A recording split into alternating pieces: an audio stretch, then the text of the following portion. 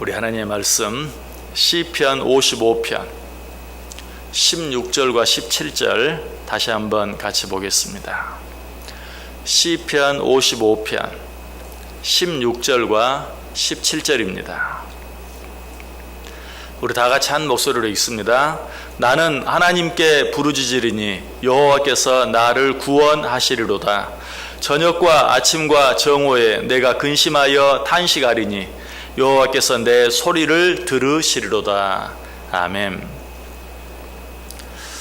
어제 아침에 이 말씀 생각하면서 시인은 지금 하나님께 기도하고 있다. 16절에 나온 대로 나는 하나님께 부르짖으리니.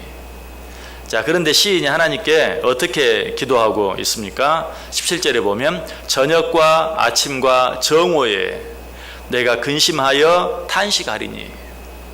시인은 하나님께 기도하는데 아침과 저녁과 정오에 기도하고 있다.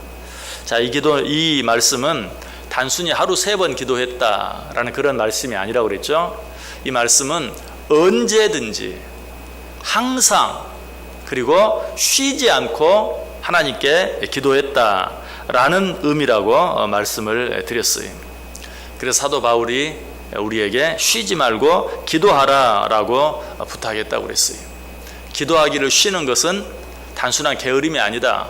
기도하기를 쉬는 것은 죄다라고 말씀드렸습니다. 자, 그렇다면 우리가 쉬지 않고 기도한다는 것은 도대체 무엇을 말하는가? 어떻게 쉬지 않고 기도할 수 있는가? 여러분, 우리가 여러 가지 많은 일들을 해야 합니다. 심지어 때로는 정말 위험한 도로에서 차를 운전하며 가기도 해야 합니다. 자, 그런데 어떻게 우리가 쉬지 않고 기도할 수 있는가? 여기서 쉬지 않고 기도한다는 의미는 단순히 계속해서 연속해서 단 한순간의 중단도 없이 기도한다라는 그런 의미가 아니. 쉬지 않고 기도한다는 가장 중요한 의미는 우리가 하나님께 기도했다면, 어떤 문제를 가지고 하나님께 기도했다면 하루 종일 기도한 자답게 살아야 된다는 것이. 자, 우리가 하루의 첫 시간인 하나님 앞에 기도했어요. 자, 그런데 이 시간에 하나님께 기도하고 이제 하나님께 나의 모든 것을 맡겼다 하고 나아가서 내 마음대로 내 생각대로 세상 사람들에게 동일하게 살아가면 그것은 아침과 저녁과 정오에 기도하는 게 아니. 하나님 앞에 모든 것을 맡겼다면 이 시간 이후의 모든 삶은 하나님을 믿고 하나님께 모든 것을 맡긴 자답게 살아드리는 것이. 한번 생각해 보세요. 내가 어떤 사람에게 어려운 부탁을 했어요. 내가 지금 돈이 필요합니다. 내게 좀 돈을 마련해 주십시오 라고 기도했어요. 부탁을 했어요. 그런데 그 사람 앞에서 나와 가지고는 돈을 마음대로 써요. 물 써도 돼요. 전혀 돈에 어려움이 없는 사람처럼 살아요. 만약 그 사실을 부탁을 받은 사람이 안다면 그 부탁을 들어주겠어요? 들어주지 않겠어요? 들어줄 리가 없죠. 자, 우리가 하나님 앞에 무엇을 맡깁니다. 그리고 무엇을 위해 기도합니다.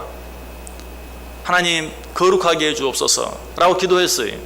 그런데 세상에 나가 살면서는 전혀 거룩하게 살게 해달라고 기도한 사람처럼 살지 않아요. 자기 마음대로 살아요. 세상 사람을 똑같이 살아요. 그 기도는 항상 드리는 기도가 아니, 쉬지 않고 드리는 기도가 아니, 기도 드릴 때만 기도하고 끝나버리고 마는 기도예요. 쉬지 않고 기도한다는 것은 바로 그런 것을 말해요. 내가 하나님께 무엇인가를 간구했다면 하나님께 무엇인가를 간구한 자처럼 하루 종일 쉬지 않고 살아드리는 것, 그것이 바로 쉬지 않고 기도하는 것이다. 또 한 가지 쉬지 않고 기도한다는 것 말씀에 중요한 의미가 있어요. 그것은 예수님께서 비유를 통해서 우리에게 잘 설명해 주고 있는데요. 누가복음 18장 1절과 2절에 보면 예수께서 그들에게 항상 기도하고 낙심하지 말아야 할 것을 비유로 말씀하여 이르시되, 여기 보면 항상 기도하고 낙심하지 말아야 할 것, 여기에 답이 있어요. 항상 기도한다는 것, 쉬지 않고 기도한다는 것은 뭘 말합니까? 항상 기도하되 낙심하지 말아야 할 것. 답이 나와 있죠? 항상 기도한다는 것은 낙심하지 않는 거예요. 하나님께 기도했어요. 하나님께 맡겼어요. 하나님께 간구했어요. 그러면 하나님께서 그 기도를 들어주실 줄 알고 정말 그 기도의 응답의 조짐이 전혀 보이지 않는 상황 가운데 있다 할지라도 낙심하지 않는 거예요.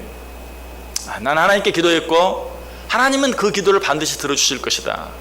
하나님은 기도하는 자들에게 반드시 응답해 주시겠다고 약속했다. 하나님은 기도하는 자들의 그 기도의 소리를 들으시고 절대로 모르는 채 하지 아니하시겠다고 하셨다. 라는 이 말씀을 붙잡고 이 약속을 믿고 낙심하지 않는 것이, 포기하지 않는 것이. 자, 방금 읽었던 누가복음 18장 1절과 2절에 예수께서 그들에게 항상 기도하고 낙심하지 말아야 할 것을 비유로 말씀하여 이르시되 라고 말했는데, 그 비유가 어떤 비유입니까? 불의한 청지기의 비유잖아요. 불의한 청지기의 비유. 어떤 여인이 정말 어려운 일을 당해서 재판관에게 계속해서 기도하죠. 계속해서 간구하죠. 그런데 처음에는 귀찮아서 들어주지 않으려고 해요. 그러나 계속해서 간구하니까 어떻게 합니까? 내가 이 여인의 강청함을 인하여 그 기도를 들어주겠다, 그 소원을 들어주겠다라고 말하는 것을 보아요. 예수님께서 가르쳐 주신 그 비유의 내용은 바로 그것이, 간구하되 포기하지 아니하고 끝까지 계속해서 간구할 때 하나님께서 그 기도를 들어주신다. 그래서 쉬지 않고 기도한다는 것, 항상 기도한다는 것은 기도하고 결코 포기하지 않는 것이, 낙심하지 않는 것이, 하나님은 그런 기도를 반드시 들어주신다. 갈라디아서 6장 9절에도 말하죠. 우리가 선을 행하되 낙심하지 말지니 포기하지 아니하면 때가 이름에 거두리라 라고 말씀하고 있어요. 그런데 정말 안타까운 것은 아까 누가복음 18장에 불의한 재판관의 비유가 나오는데, 그 불의한 재판관의 비유 맨 마지막 절에 어떤 말씀이 나오는가? 누가복음 18장 7절 8절에 하물며 하나님께서 그 밤낮 부르짖는 택하신 자들의 원한을 풀어주지 아니하시겠느냐? 그들에게 오래 참으시겠느냐? 내가 너희에게 이르노니 속히 그 원한을 풀어주시리라. 자, 여기 보면 하나님께서 쉬지 않고 계속해서 간구하는 자의 기도를 반드시 들어주시겠다라고 말해요. 자, 그런데 여기서 속히라는 말의 의미가 뭘까? 이 속히라는 말에는 두 가지 의미가 있어요. 한 가지는 우리가 알고 있는 그 말 그대로 속히, 빨리, 시간적으로 빨리, 곧. 그러나 그 말씀 속에는 그런 의미가 있는 것이 아니라 또 한 가지 다른 의미가 있어요. 그것은 생각지 못했던 때에 갑자기, 한꺼번에, 이런 의미도 있어요. 속히라는 말은 우리가 생각지 못했던 때에 갑자기, 한꺼번에. 내가 지금 기도했어요. 속히 응답해 주겠다. 그러니까 그 기도가 끝나자마자 응답해 주시는 그런 의미만 있는 것이 아니고, 내가 하나님께 기도했어요. 그리고 기다렸어요. 그랬더니 하나님께서 오랫동안 응답이 없으시다가 내가 전혀 생각지 못했던 때에 갑자기, 성경에 보면 호련이란 말이 많이 나오죠. 호련히, 그리고 막혔던 담이 한꺼번에 무너져 내리는 것처럼 한꺼번에 하는 그런 의미도 있는 것이, 사실 누가복음 18장에 나오는 이 불의한 재판관의 비유에 나오는 그 내용은, 거기에 말하는 속히라는 내용은 후자에 가까워요. 내가 생각지 못했던 때에 갑자기, 호련히, 한꺼번에 하나님께서 응답해 주시겠다. 자, 그런데 그 말씀 끝에 누가복음 18장 8절 뒷부분에 나오는 안타까운 말씀이 어떤 말씀인가? 그러나 인자가 올 때의 세상에서 믿음을 보겠느냐? 우리가 기도하면 하나님은 반드시 속히 응답해 주세요. 그것이 시간적으로 빨리라는 의미이든지 아니면 오랫동안 기다리게 하실 때도 있지만 어느 날 갑자기 한꺼번에, 생각지 못했던 때에 한꺼번에 하나님께서 들어주시고 응답해 주신다라는 의미도 된다고 그랬어요.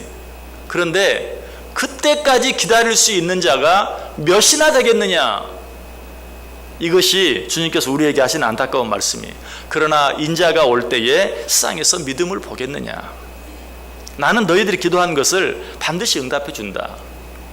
그때가 언제인지는 알지 못하지만 비록 너희들이 좀 기다릴 수는 있지만 분명한 것은 너희들의 모든 기도를 내가 들어준다. 특별히 너희들이 쉬지 않고 항상 계속해서 드리는 그 기도는 절대로 내가 물리치지 않는다.